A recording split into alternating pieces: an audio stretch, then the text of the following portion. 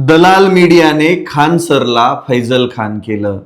जे शिक्षक लाखो विद्यार्थ्यांचं इन्स्पिरेशन आहे, लाखो विद्यार्थ्यांसाठी एक आदर्श आहेत, त्या शिक्षकाला बदनाम करण्यासाठी अख्खी दलाल मीडिया कामाला लागली आणि ते त्यांच्या हेतूमध्ये 100% सक्सेसफुल पण झाले. ज्या शिक्षकाने गरिबांना उपचार भेटावा म्हणून एवढं मोठं हॉस्पिटल बांधलं, लेकरांना शिक्षण भेटावं, गरिबाची लेकरं नोकरीला लागावी, पैसे कमवावी म्हणून शिक्षण कमी पैशामध्ये देण्याचा प्रयत्न केला. ते दिलं, पण त्याच्यामध्ये लाखो विद्यार्थ्यांचं भविष्य सुधारलं.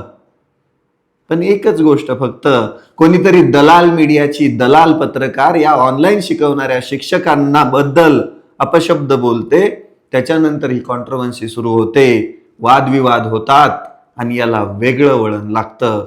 या वेगळ्या वळणामध्ये आत्तापर्यंत ज्या शिक्षकाला भारतामध्ये खान सर म्हणून ओळखलं जायचं, गरिबांचा मशिया, विद्यार्थ्यांचा गुरु, विद्यार्थ्यांचं इन्स्पिरेशन, विद्यार्थ्यांचा आदर्श म्हणून ओळखलं जायचं, त्याच खान सरला आज दलाल मीडियाने फैजल खान बनवलं आणि फक्त दलाली दाखवून दिली. आता फैजल खान म्हणून बोंबलत तर आहेतच, त्याच समवेत प्रशासन पण खान सरांचं कोचिंग सेंटर बंद करणार आहेत, हॉस्पिटलकडे पण शिरणार आहेत.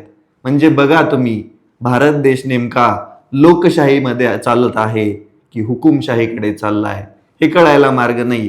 पण एक गोष्ट मात्र नक्की आहे, इथे गरिबांसाठी काम करणं, गरिबांचा विचार करणं म्हणजेच खूप मोठा देशद्रोहाचा गुन्हा आहे.